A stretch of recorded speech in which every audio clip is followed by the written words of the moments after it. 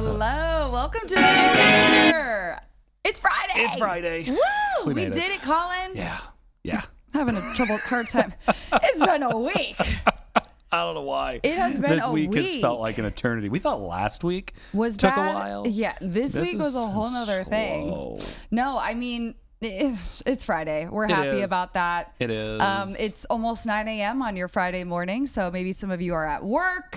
Mm-hmm. Maybe you're at home. I know. Chilling, working from home. I really feel like Columbus, for the most part, is a 4-day-a-week city. Like, for sure, especially after COVID. Yeah. Actually, I would argue most people just don't work anymore.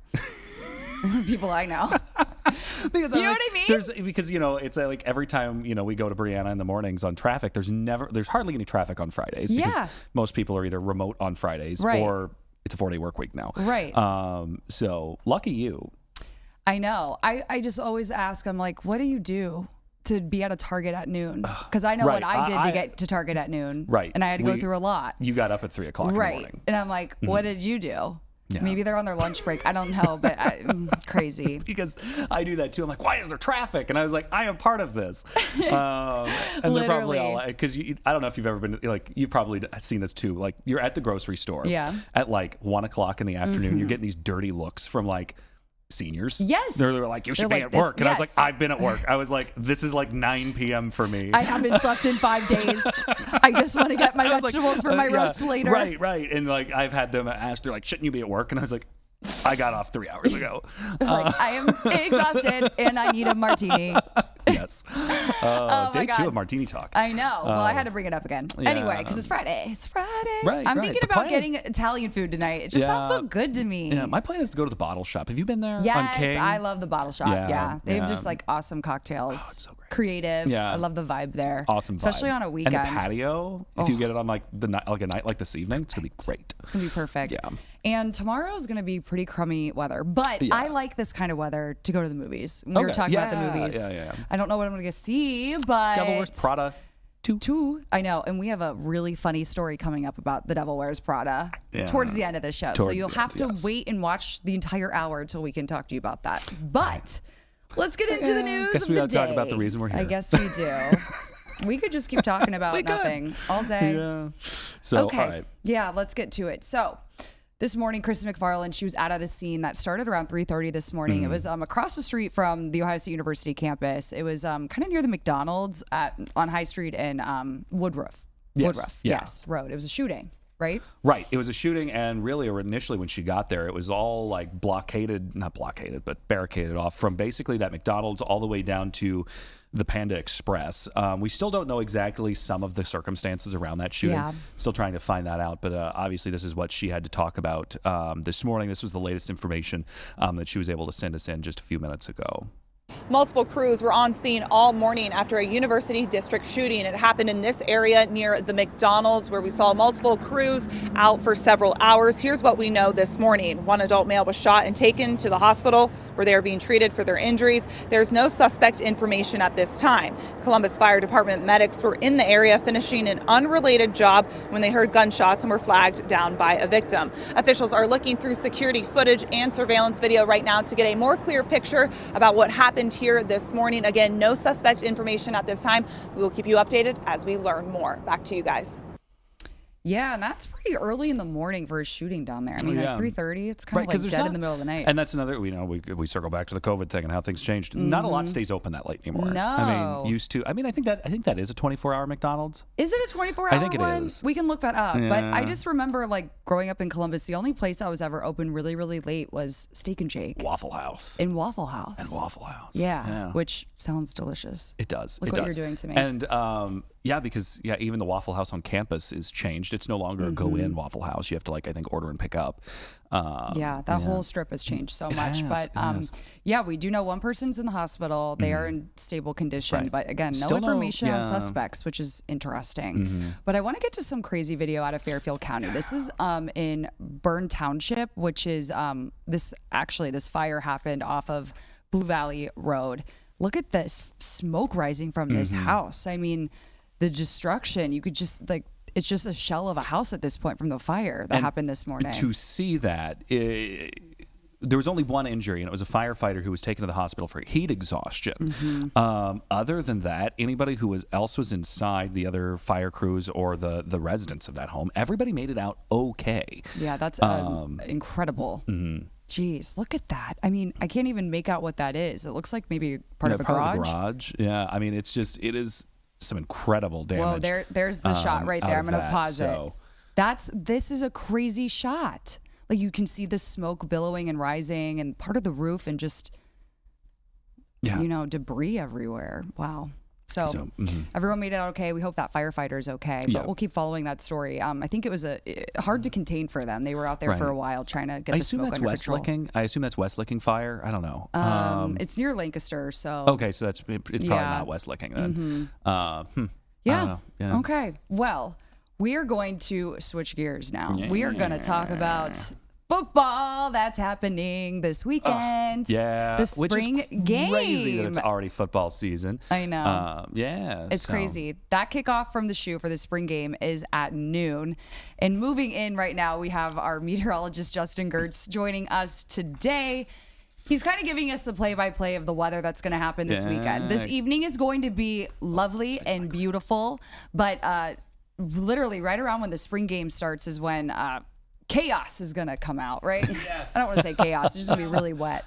Hi, Justin. Hi. It's my first time on the show. I was trying to elegantly move him in here without you guys having to see it, but we did it. Yeah, right. So I had the microphone backwards, so thank you for... Is this your first time on here? This is my first time. Awesome. Well, welcome to the big picture. We're happy you could join us today. Well, did your reminder go off? I did, yes. Okay, good. Well, it's funny because I had my microphone on from the newscast, and I'm like, oh, do I need this microphone? It's like, wait, no, they have these all over. So. Yeah. Okay. Well, give us the play-by-play for the rest of today and this evening, because people love patios on their Friday night. It's gonna be a good Friday. Yeah. Well, and we have Clippers this evening at home, and we have Aviators at home this evening. So other the Aviators game playing Houston. Dallas? It's somewhere Texas. Yes, I was just gonna say. I know it's somewhere Texas. I can't remember who exactly, but 6:15 for first pitch for I keep wanting to say the Colonels, and you know exactly right, I know why. Exactly. Yeah, the Cedar Rapids Colonels. The Colonels. Yeah. So the baseball team back where I used to work was the Cedar Rapids Colonels, not Colonels like military, but Colonels like corn kernels. Yes. Very Iowa. That's cool. I like that. Yeah, Wait, did you guys work together or you worked near each stations. other? Yes. Okay, there we go. Okay, but let's talk about Saturday because the fan party starts at 10, kickoff from the shoe is at noon. But you said this morning, all on 10 TV News this morning, that the rain is happening literally when everyone's going to be downtown and watching the game. It looks like things are going to start moving in, and this timing could shift a little bit, but there's a lot of agreement among the things I've been looking at this morning that for the Columbus area, we'll probably start to see some scattered showers and a few thunderstorms by around 11 o'clock, give or take a little bit. And then that would continue into the early afternoon off and on. Now, severe weather chances right along the I-71 corridor are pretty limited. I think it's going to be mainly to our east, but you don't have to have severe weather for it to be a problem because if there's lightning and you have all those people, that's a safety concern. Yeah, absolutely. Do you think there could maybe be some delays for kickoff? Yeah, I guess. I mean, I'm not sure what the protocol is for the spring game, but if if they want to push things back, I mean, I wouldn't be surprised if I'm not advocating, I'm not suggesting anything right now, but I would not be at all surprised if they pushed things back a little bit to accommodate some of that storm timing. Now, I'll keep my fingers crossed that it's just general showers, which would be annoying, but we can deal with showers, and that there's no lightning. That's a possibility, but if you're planning on being out there in the morning or going to the game or both, be ready to maybe adjust your plans a little bit if there is some lightning concern going on. And are we talking in terms of rain amounts? Are we talking absolute just washout rain or just kind of a nuisance? A sprinkle. Yeah, it looks like amounts are going to be relatively light. Now, if you're sitting in it, even a tenth of an inch is pretty unfortunate. But it's not looking like big downpours, lasting for hours on end. So poncho would be a good idea. And if you're going to be in a situation that you can go back to your car for a time, that's actually pretty safe when it comes to lightning because of the metal shell. Not because of the rubber tires, because it's a metal shell. So that could be a thing that you want to have in the back of your mind. And of course, they have spots at the stadium as well. Yeah, absolutely. Do they play on turf or do they have grass in there? Is it a turf field? Good question. Either way, it sounds like it's going to be really slippery, and hopefully none of those new 50 players get injured. What is it, 51 this year? 51 new players. Wow. That is so many. Yeah, it's a huge turnover. They have a whole new team. Right, so it's... But it can get so slippery out there on the field when you're running in rain. It's kind of scary. I would rather play in sno than rain. What about you guys? And they do. Yeah, no, I know, but I would rather play in snow. Yeah. No? I would probably agree. I suppose with snow, it's not like generally like slapping onto your face like super wet. Whereas rain, is. Right, so. because that's the other thing. It's like, I'm okay walking in the snow.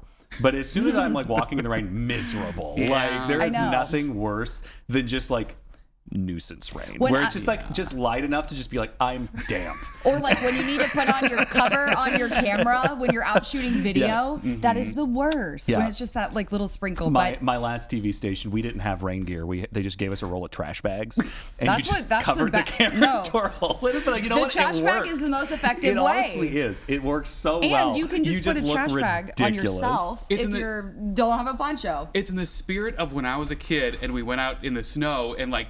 Before we put our boots on, we would put the empty bread bags over our feet, Walmart sacks. and then put our feet in the boots. Wait, hold on. What was that? Yeah, so your feet get your socks wet. Iowa? Yeah, so your feet wouldn't get like super wet and then cold and miserable, you would put like empty bread bags over your socks, like on your feet, before you put your feet in your boot. Yeah, so when your boots soak through, it doesn't get to your socks, right? That's a good TV news reporter thing too. You just have rain boots on. I don't know. Okay. I don't know. Hashtag Midwest over here. I guess. Alrighty. Well, hey, Justin, thanks for coming on today. We appreciate it. Definitely watch 10 TV News this morning on Saturday because up to date.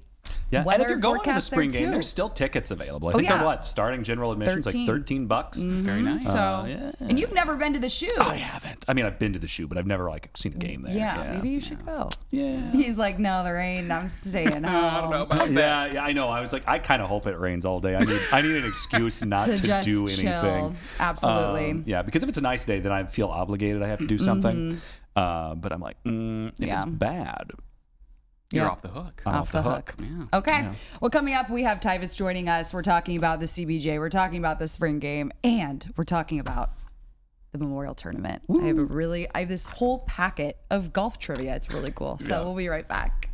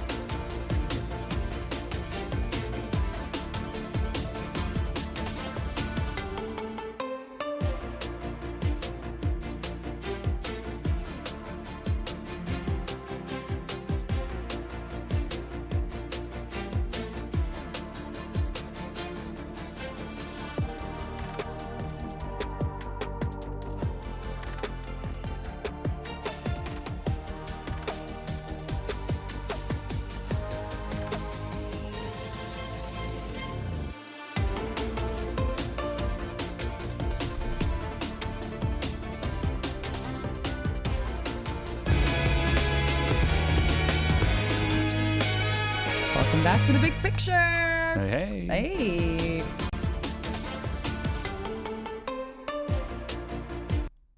I don't know why it was doing that. Collin, I'm sorry. Don't look at me like that. He's like a disappointed father looking at me like that, just like this. I was like, oh, we have music again. I don't know. We're all learning this. It's tricky. It's tricky. There's a lot of buttons. See, look, and now I'm really messing with it. Okay, I'm done. Yeah, there's a lot of buttons. My hands are coming off of it. They're off. Okay. Tybus, thank you for being here. Yes. I appreciate y'all having me on this wonderful Friday. Yes. How's your week been?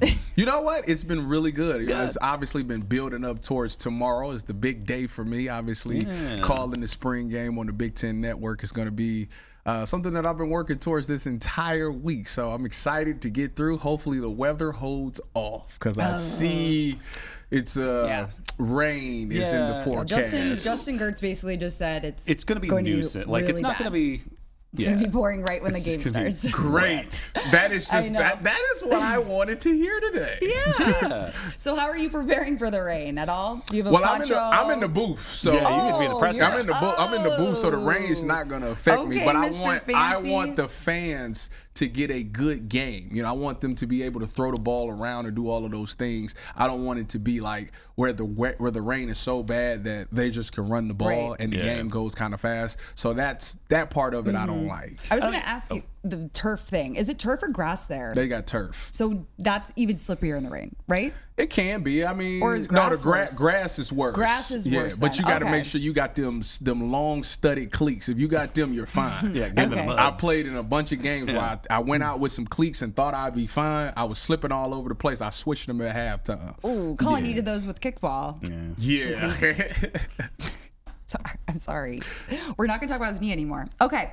So you had Rick Bonus on yesterday as well. We're going to switch gears about CBJ. He is staying. Yes, he is. Are you surprised? I mean, like he had some very strong words for the team the other day, but I feel like they were coming from the heart. Yeah, I think that I'm not surprised at all. I mean, when you talk to him, which we talked to him yesterday, you know, he seems like a guy that truly loves this team and wants to see them do better. I think the reason that he spoke out like that is because he cares so much. And I think that he's the right guy for the job. Now, I think his contract is going to be a year thing. You know, they're going to, at the end of the next year's season, they're going to have the conversation again. But I think he's the perfect coach to set the foundation for what the Blue Jackets are trying to do. You know, they're trying to change the culture, and he understands that. And I think that having a full season with him, because I thought they responded well from having to switch coaches in the middle of a season and trust this guy.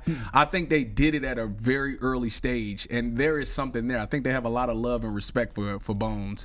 I think that if you give him a full off season to work with these guys and teach them why losing is so bad, that by the time we get to the season, maybe they start off faster. Because if you remember how this Jacket season went, they started off very slow. And then Bones came, they won a bunch of games in a row just to get back into the playoff push, and then they kind of lost it at the end. Who's to say that if Bones isn't here from the beginning, maybe they don't have such a slow start to the season. Maybe we're looking at them being in the playoffs, even if they did trip over their feet at the end. So I think that, to me, it's the right choice for trying to make the Blue Jackets into a Stanley Cup team. Yeah, because I can't remember. Where did Rick Bonus come out of? I think he's out of Dallas. Yeah. Oh, okay. Yeah, like the Dallas Stars? I believe so. Oh, and they're not bad there. Right. So, yeah. Tyler Seguin, I think he's the hockey player down there at Dallas Stars. I know a little. Look at you. Hey, we got to give you more credit, man. Look at you. I know about hockey and golf, okay? And basketball, the Cavs. No.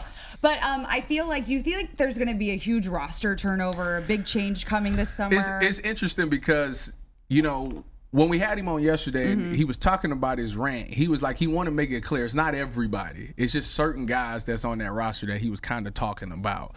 I would imagine you would have to address that. Now, guys like Kent Johnson, who was a guy who was a healthy scratch at some points of this season, one of the most talented guys with the puck that we've seen.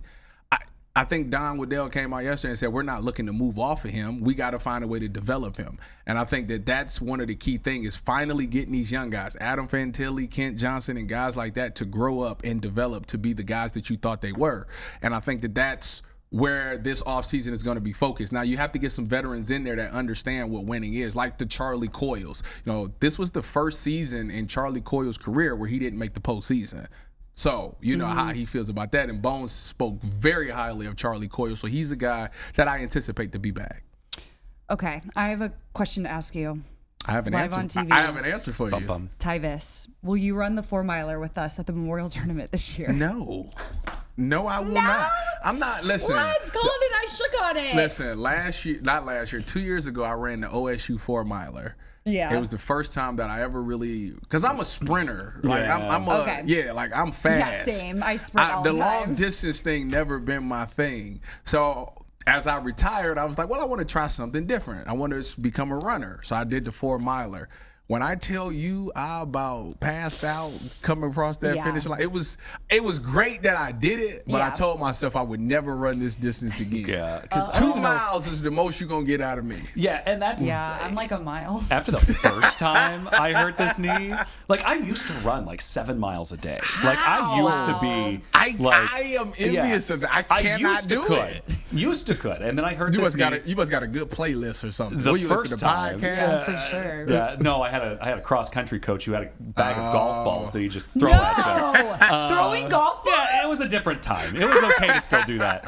I don't think you can get away with that anymore. But then I hurt my knee the first time, and about 2 miles is all you can get out of me now. See? Yeah. Right, you doing it? We agreed to it. Yeah. If his knee's not better, then if I have a knee we will not then. Participate. But I will be there to cheer you guys. I'm kind of up for the challenge. I've never done a run like that because I am not a girl who likes to run that much. You need a support staff. Yeah, I'll be there. Okay, I'll be at miles Can we run it 2 relay and 3. style? Yeah, that's a good idea. Bro, I tell you, there's gonna be some people out there that's gonna run it in like 28 minutes, and you're gonna be like, "What?" Yeah. Oh my gosh. The best because I was not that fast. Like, I can do like a 10-minute mile. 3 minutes. That's about. I could do. But see, like that's average. where I'm at now. It's like about a 10-minute mile, maybe 9:45. My best 3-mile time was like an 8:30 or an 18:30. See? So I was, what is that? I can't do the math right now. It's like 6-7 minutes a mile, but I can't do that. See, anymore. that's ridiculous. That also brings me to jeffing. Have you heard about jeffing? No. We were talking about it yesterday on our newscast. It's where you basically break up your sprints and your walks. I don't know where the name came from. It must have been from some guy I thought named they Jeff. called it fart licking. I think I have heard that. I do remember that That's from. what they call it. Yes, Yeah, I do remember that from. You walk, run. I do remember that from That is cross country years. disgusting. I don't like that. That's what they call it. I was a sprinter in track season and then cross country in the fall. So Okay, so I have this really fun question yeah. for Here we go. Tyvis Here we go. and Collin.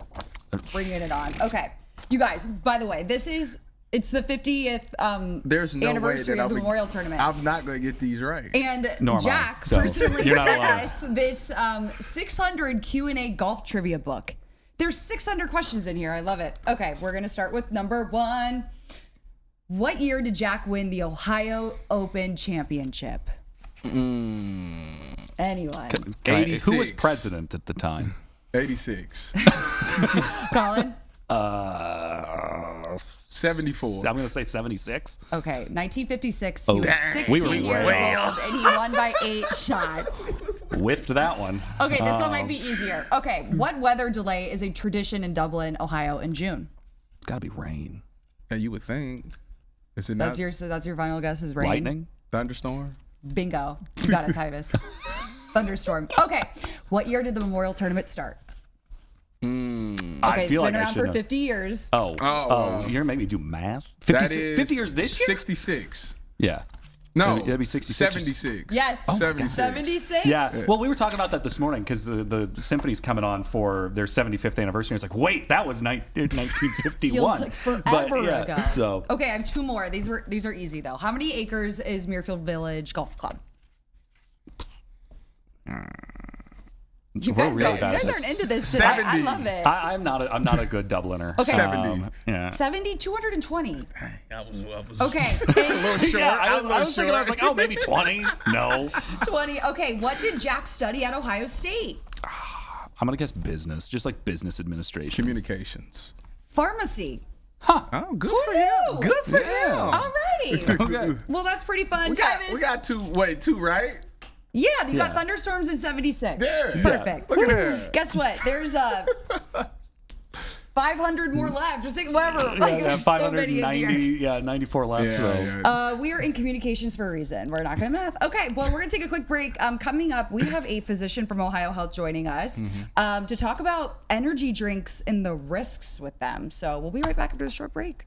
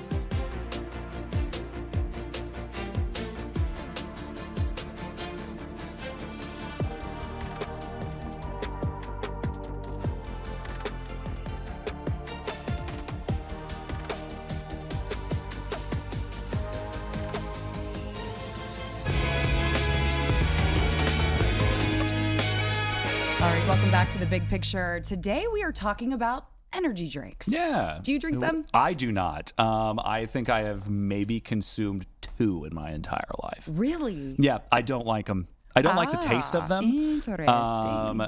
And I don't know. I just grew up in a coffee family. Like my parents are the folks who, once they get up in the morning, there is a pot of coffee on until about 9 p.m. Like they probably make 4 or 5 pots a day. Yeah. I went through a short period where I had one every day. I had an energy drink every single day. I had just switched over to this shift and I needed something to wake me up. Yeah. I'm assuming probably not great for me. I've definitely cut back and that's why I'm a big coffee girl now. I did see one. I did have today. one this morning because it's Friday. Anyway, so joining us right now, Ohio Health cardiologist, Dr. Guerra. Thank you for joining us today. How are you? Good. Thanks for having me. Okay, so we're talking about energy drinks. A lot of times when you see these in the stores, they're marketed as healthy. There's green tea, B12. Are these healthy for you? Yeah, so I think that's a big part of their marketing, of course, to make you think that. But you know, the lot of the research that I was able to come across about this shows pretty significant adverse health effects. There's studies I came across showing Red Bull versus tap water. There was an increase in both systolic and diastolic blood pressures. When another study used the energy drinks, added mental stress to that. So as we know, a lot of times people are using these drinks when they're doing something, trying to prepare for an exam or things like that. When you added mental stress to it, the blood pressure and heart rate went up even further. Other studies showing changes even in aspects of the EKG, the electrical signal in the heart, that can be adversely impacted by this. Something called the QT interval, which can predispose to abnormal rhythms of the heart. Another pretty interesting study that I came across showed that, to answer the question specifically in terms of their framing of making these seem healthy, it's not just the caffeine in the energy drinks that had some of the negative effects, but it was the combination of the caffeine and some of the things in them that they call healthy. Actually, in a study comparing just a high caffeine drink without the other substances to a drink, one of the energy drinks with caffeine and the other substances, showed that the blood pressure was higher in the energy drink group. And a lot of the people who used the energy drinks versus just high caffeine drinks reported symptoms of palpitations or feeling their heart going fast or irregularly. So I think there's a good deal of research suggesting that even in the ones claiming to be healthy, there are some pretty negative health outcomes in those people. So one of the more popular ones that came about in recent years were Bang energy drinks. And I think for a regular can of that, they're saying it's 300 milligrams of caffeine. When we're talking about that much caffeine in one sitting and its effects on the heart, as a cardiologist, what are you looking at there? What is that doing to you? Yeah, so you bring up 300 milligrams. We start to see the negative effects on the heart at even up around 200 milligrams. So 300 milligrams, we're really getting up there. And in the short term, you'll start to have effects of increase in blood pressure, increase in heart rate, anywhere from 8% on the first day you're drinking those things up to 10, 11% by day 7. So blood pressure and heart rate is one. We also see effects on the linings of the blood vessels that supply blood to the heart. It's called endothelial dysfunction. And when the lining of those blood vessels is impacted by these drinks, it can cause the blood vessels to constrict, to become smaller, creates a pro-inflammatory state and a pro-thrombotic state, which means there's more risks of clots forming in those small arteries in the heart, which can lead to heart attacks. Like I said before, we've also seen effects in the short term on the electrical signal of the heart. So we see that manifested when we do an EKG. And we see changes in that QT interval, which is a certain thing we look at on those EKGs. When it gets long enough, it can predispose to really dangerous rhythms of the heart in the short term. Other abnormal heart rhythms we can see in the short term that you've probably heard of before, things called AFib, atrial fibrillation. It's a very common abnormal rhythm in the heart, can be brought on by the effects of the drinks once you're getting over 200 and definitely 300 milligrams like you talked about. So what groups of people with maybe certain underlying health conditions should avoid these types of beverages? So definitely people with underlying chronic disease are kind of at the most risk when you add in the effects of the high caffeine energy drinks. So people with diabetes, with chronic kidney disease, with high blood pressure already, these things will further make those worse potentially. Definitely people with underlying heart disease, people with coronary artery disease, known blockage in the heart arteries are at higher risk when they take these drinks. People with known abnormal heart rhythms. One of the common things we see, especially in younger people, are something called PVCs, which are extra beats coming from the bottom chambers of the heart. And I've had a lot of patients where we tell them to stop the energy drinks and it really cuts down on those. So people with underlying abnormal heart rhythms, especially at risk, and definitely young people, children, adolescents, because their cardiovascular, neurologic symptoms systems are still developing, they're at higher risk as well. Okay, Dr. Guerra with Ohio Health. He's a cardiologist there. Thank you so much for joining us today. Thank you for having me. Appreciate it. Yeah, all right. Coming up next, we are talking with the Columbus Symphony. It is 75 years of the symphony. And also, we're talking Picnic with the Pops. So that's coming up next. We'll be right back.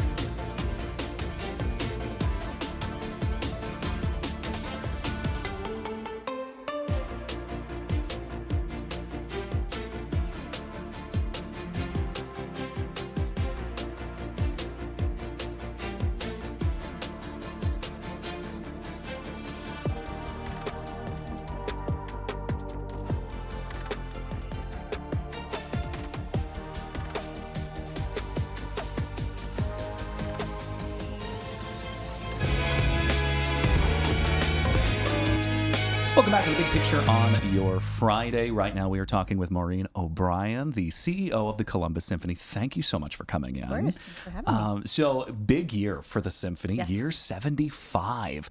So, you just came in July, June or July? July as CEO. So, I mean, coming into a big year, tell me a little about what's so exciting about 75 years of the Symphony just being a part of Columbus. Yeah, I mean, I think it's an amazing milestone, to have 7.5 decades of impact in the community, of concerts. And so we really want to celebrate all that history, but also think about what the future looks like. So we're doing both, and you'll see that in our programming all year. Yeah, and what are some of the special things that you're really excited about for this? Well, number one, we're going to Carnegie Hall in October. It's going to be amazing. We're super excited about that. We will debut the program here. And then the orchestra hasn't been since our 50th anniversary. So it's been 25 years. And I think everyone, even if you're not a musician, knows that Carnegie Hall is kind of one of the pinnacles in terms of the places to perform classical music. So we're pretty excited to do that. We're bringing an amazing program with commission, this fantastic bass baritone called Devon Tynes and Tchaikovsky 5. So a great program.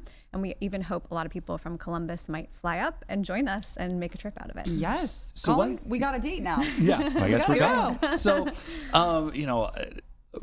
I grew up playing trombone. I love it. What got you interested in music? I mean, obviously this got you all the way to where you are today. Yes. Where does your backstory come from? Sure. Well, my mom's a piano teacher. So I grew up with music in the house, started playing little notes on the piano, I think when I was about 2, kind of asking for lessons. And so my mom was my first piano teacher. I started playing the flute in 4th grade, and then I've sung in choirs all my life. So majored in music in college, but figured out pretty early on, accidentally, through a temp job, that this whole world of arts administration existed. And I've been working in music-related nonprofits my entire career. And we were just talking about this before we all came on live. The Columbus Symphony is such a treasure here in Columbus. A lot of communities just don't have that resource like that. And we were just talking about Ballet Met, like you guys partner with them a lot. It just elevates a performance so much when there's that live music. There's just nothing else like it. Thank you. Yeah, I agree. I mean, I think especially in today's world, we're kind of bombarded by so many messages on our phones in this digital world, and coming to a classical music concert can really be this respite for a couple of hours to be present in the present moment with the people around you, experiencing live music, and it can't be replicated. Even, we're performing tonight and tomorrow, those will be different performances. You really have to be there. And I think the audience of the energy of the audience is an exchange with the musicians. So it matters who's in the audience, how many people, how you show up. It changes the performance. Yeah, and the other program that you guys do through the summertime, it's one of my favorite, is the Picnic with the Pops at the Columbus Commons. We have, you've already rolled out the schedule for that, and there's some really unique and interesting shows coming up. Tell me a little about what do we have on deck for the summer season? There's really something for everybody. So we're super excited that Wyclef Jean is coming back. He's been with the symphony before. Leanne Rimes is coming. It's actually the 30th anniversary, if you can believe it, of the album Blue that she released when she was 14. We have several other Grammy winners. Guster is coming. We've got Ledisi, kind of neo-soul, Alan Parsons Live Project, and of course the OSU Marching Band will be back. We also are doing a free concert on July 4th as part of the 250th anniversary celebration of the country. So we'll kind of be the closing concert for a day-long celebration. So there's 8 weeks of music coming up on the Commons this summer. That's awesome. And you said there's performances tonight? Yes. What's going on? What time? Are there tickets available? I'm sure we still have tickets. Yes. Amazing pianist tonight. Okay. You should come. Tomorrow. And next weekend we've got La Traviata with our opera, Opera Columbus. I love opera. Yes, there's many things coming up still before the end of the season. And then we talk about the size of the Columbus Symphony, and it's a large one. How many members are there currently? We have 47 full time, and then we kind of expand and contract depending on what the repertoire requires. So when you come see a Mahler concert, you might see 100 musicians on stage, but 47 full time musicians. Wow. Okay. Because I know that the Picnic with the Pops concerts are typically, I mean, you fill that stage. Oh yeah. It's lovely if you've not had the chance. And the crowd is full too. I mean, people love that event over the summer. Thank you. Awesome. Well, thanks for coming on. Thank you so much. Everything ColumbusSymphony.com. Get your tickets and sponsorships. It's all available there. Awesome. Thank you. Thanks.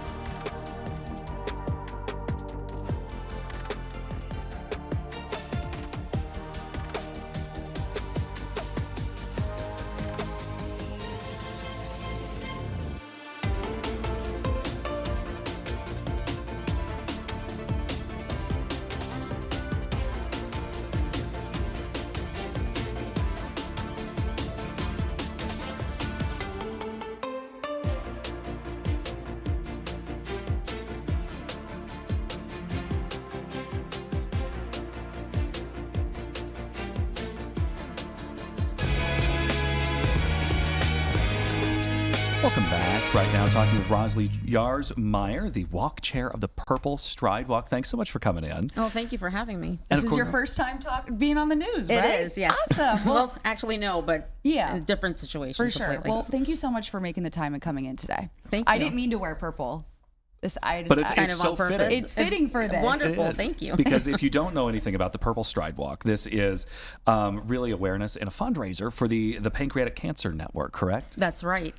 So we're a nonprofit. It's a national nonprofit, actually, and we're all having the walk on the same day, which is April 25th, and ours will be here in Columbus, Dublin Kaufman Park. Oh, okay. April 25th. You have, a really personal story to this. Why is this walk so important to you? My dad had pancreatic cancer, and he was diagnosed 3 months before his death, and that was in 2010. But thank you. Okay. My diagnosis came unexpectedly as an incidental finding while I was trying to do IVF treatments. Oh, wow. I thought I had a different situation going on. I got really sick, started getting sick at work, so ended up in the ED, and they diagnosed me with pancreatic cancer. When you got that news, what went through your head? I was in a better mind frame because my dad had been through it, but my dad did not have the resources that we have available through PanCan. And that's one of the major reasons while I was getting my treatment, my chemotherapy, and my surgery, I wanted to give back and find a way to honor him. So I would love to have people connected with PanCan and find resources. And PanCan offers some amazing resources. They do, absolutely. For folks who, are finding themselves in that situation or really just trying to learn about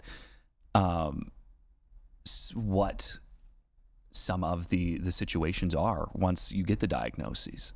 Right. And the major thing about pancreatic cancer is the majority of people who are diagnosed with it, they're diagnosed when they're in stage 4. So it's almost too late to receive any treatment. So we would like for people to become self-advocates and, speak to your doctor as soon as you find symptoms or signs that are not normal. And that way you can research treatment plans and get in contact with somebody with healthcare professionals. I had a family friend pass away from pancreatic cancer, and it was stage 4, only a month left to live. It happened so fast. What are the early detections out there for people? For like colon cancer, you can go get a colonoscopy, but what is there available for pancreatic cancer? Right. So there is a cancer antigen, and most doctors don't screen for it because it is so unusual. So it's called the CA19-9, and that is specific to pancreatic cancer. So you'd have to ask if you have a family history, especially. Okay. That would be a good thing to do. Yeah, and let's talk about the walk now. Is that this is a huge fundraiser because just for the local chapter, we've raised almost $185,000 with a $265,000 goal, so 70%, which is amazing. This is going to be at Kaufman Park. So, and that's it's this Saturday, right? No, the it's following 25th. Saturday, the 25th. That's right. Okay. So, where can people go to sign up? How do we get involved? You can Google us at pancan.org and you can go on the website. And we have different teams, and we have captains that are involved. And so you can sign up on a specific team, or you can make up your own team, or just come and join us. We're very happy to have everybody participate. Yeah, and this is, this walk is more than just providing support for those who have it or have the history. It's also creating hope as well. Absolutely. I think you're an example of hope. Oh, thank you. Yeah. How are you doing? I hope so. I am doing well. I'm in remission right now. So it's 2 years since the diagnosis, and I have had tremendous support from healthcare workers because I work for Ohio Health also. So yeah, I'm doing well. Good. Thank you. Good. And is this what keeps you, your personal experience is why, I assume this is why this is so important to you, and advocating for others to say, hey, make sure you're aware that you get some of these testings done. Is there, obviously we know that with certain cancers, it comes hereditary, it runs in the family. Is that a similar thing with pancreatic cancer? Do you know? It is, but supposedly mine was not connected to my dad's, which is a little strange. But I feel like it was connected to a certain medication. So I saw the signs and symptoms, but most likely you have a family member in the past that may have, sometimes undiagnosed diabetes would be related to the cancer also. Okay. So yes. Wow. It's such a horrible cancer that can take people's lives so quickly. So it's amazing to see you sitting here today and offering that hope for others. So. Absolutely. Is there anything else you'd like to say about the walk coming up, or anything you want people to know about? No, I would just like to raise awareness for research, especially. That's where the funds are going, and free resources for the patients. So we would love for you to come down to the park and join us. And Angela Ann will be there. She's the MC. She's over there dancing. Come on in here, Angela, quickly. I wanted to do this, like Vanna White, walking behind you guys. Here we go. There we go. There's the information. And then I want to pull this up really quick. Here's a picture of you and your dad. Can you? You're so sweet. How old was he in that? I am not sure, but he passed away when he was 69. Okay. And then I got diagnosed when I was 49. Okay. So a big age gap there too. Wow. All right. Well, thank you so much for coming on today. Oh, thank you. I appreciate it. Thank you. Absolutely. Thank you, Angela. Thank you, guys. I'm glad I could be a pop.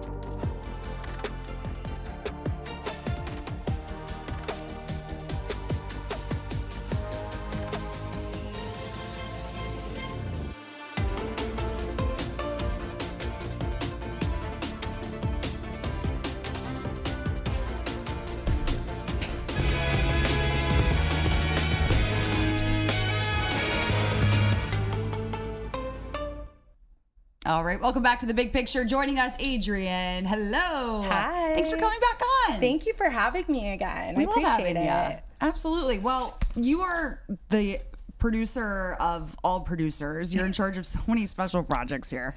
Talk to us about This Week in Boomtown that's dropping tonight at 10. All right, tonight at 10, we are really diving deep into the housing crisis and the fact that it is driving rising homelessness in Central Ohio. And when we think about homelessness, a lot of us have a vision of people maybe sleeping on the street, sleeping in a park. That's not what homelessness always looks like in our region or in any city. It can look like families that are couch surfing and are unstable. It can look like people staying in temporary shelter. It's housing instability, and people are really feeling that right now because of how expensive it is to live here. And we were talking about how it's a big age range. I mean, it's from like our elderly neighbors to really young people as well. Yeah, for sure. Well, this week we are talking with the Affordable Housing Alliance about that. There was a big conversation at the community or the Columbus Metropolitan Club about how these rising costs are really forcing seniors into homelessness. And we're talking about people who have always had a home. In fact, owned their home and can no longer afford to stay there because they can't afford their property taxes or to replace their roof. But we're also talking about teens. So Star House broke ground this week on a new drop-in center on Reeb Avenue on the south side. And why that's important is because we're talking about kids who are 14 to young adults who are 24. The number that Star House has served in the last 5 years has doubled. They're seeing 1,500 young people coming for their services, and they estimate that throughout a year in Central Ohio, there are 10,000 people in that age range who are at some point dealing with homelessness. So it's a big problem here. Geez, 10,000. That's a big number. It is. And you're thinking about people who don't have their feet on the ground yet, right? You know, and Mir Ginther made an interesting point that a lot of these young people have had some interaction with family instability as well, whether that's through foster care or CPS. So you may also be talking about young people who don't have the same support system that you or I might have, where I was actually just thinking about this yesterday. Like, I could always go home. My mom would love nothing more, actually, than for me to move home. But not everybody has that. No, sometimes, I mean, I had friends like this that once they turned 18, it was like they were out on their own. And they had to figure it out. And then there's also the trap of if you move away, there's the chance you get kind of stuck. Is that you don't now have the finances and the resources to get out of that situation. I've had friends in that situation before, as they've taken a job somewhere and something happens and now they're stuck. And that is a hard thing to overcome. It is, because a big move is expensive. Doesn't matter if you have a whole lot or even just a little of the physical items to move, but getting into housing is expensive. Getting approved for housing is expensive. And we know that the problem here and across the United States, we're all feeling that struggle, is that we're not building quickly enough. In fact, Columbus has been underbuilding since about, I think, 2009. By about 7,000 units. So we're talking about 7,000 homes a year over decades. Can you talk to us about how like local zoning restrictions are also a really big barrier? Because I feel like when we say we're not building fast enough, the bigger piece of that maybe not everyone understands is that there's a lot of things blocking the building from even happening. Yeah, absolutely. Well, when I talked to the BIA about 6 months ago, and I know you all had them on here recently, that was their biggest kind of pain point for anyone who wants to develop a big project in Central Ohio.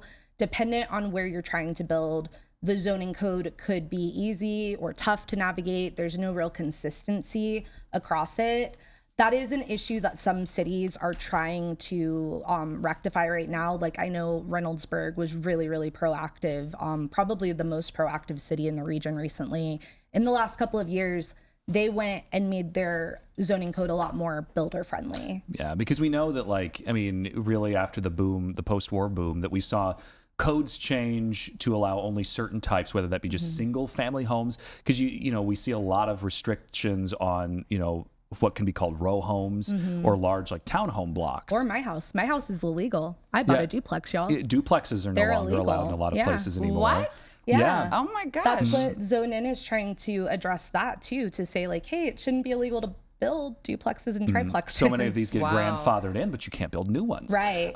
Because codes that got developed, in the post-war years were very much single-family home oriented. Yeah. And that is because now we're in this situation of we're out of land, especially when you look at communities like Bexley, Upper Arlington, Grandview Heights. Yeah, They can't go laterally. Yeah. They're stuck with, they only have up to go or make it denser. Right. Yeah. And a lot of communities don't necessarily want to see that. And so, right. That's understandable too.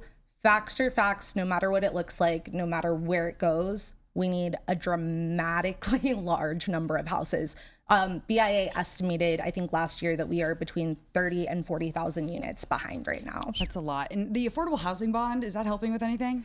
Well, I think that's yet to be seen. They've put out a plan recently. And I think one thing we should touch on, and especially as it draws back to homelessness, is more money is going to help. Infrastructurally, it will help for sure. You need money to build homes. But a focus of the bond is prevention. So they say the best way to prevent homelessness is to prevent people from losing their homes. Talking about seniors, for example, my neighbors who live behind me, we were just talking about this last weekend. They bought their house for $70,000 20 years ago. It's worth over $200 now. They got hit with a $4,000 property tax bill recently that knocked them out. They were able to pay it, they're there, but it's those kinds of things that can just push someone out of their homes. So the prevention of making sure homes are up to code, making sure people are not, swept away by that kind of thing, that's a focus of the bond. So I'm very interested to see how those measures make an impact. Right, because I know the last property audit in terms of property valuations in the county, I think Whitehall saw a historic increase. It was double-digit numbers in terms of property valuation. So, once you get that, then that factors into your property taxes. And, Whitehall has historically been one of the more affordable communities in the Columbus metro to live in. And you see a lot of people going, I can't pay this now. Yeah. I mean, what is affordable? Affordable is what you can afford, right? So it's different for everyone. Right. It's different for everyone, but we definitely need an infusion of affordability for working class people. And that's what leaders say across the board. So new This Week in Boomtown episode drops tonight at 10. Yeah. Here on 10 TV Plus. And before we go, we got to talk about Old Navy's collaboration with The Devil Wears Prada 2. It is out now. You've seen the movie, right? I have. Collin has. I have. We love it. This is a look at the Old Navy website. You can get this. What's it say? There's a shirt that says, what's this say? I can't read, you guys. It's so far away from me. It says, that's all. That's a cute one. Oh, that was the line. That was the line you were talking about? Okay, before we went live, I was like, what's the line where Anne Hathaway rushes into the office and Meryl Streep just hits her with a zinger? And it's that one. That's all. There's another one that says, florals for spring, groundbreaking.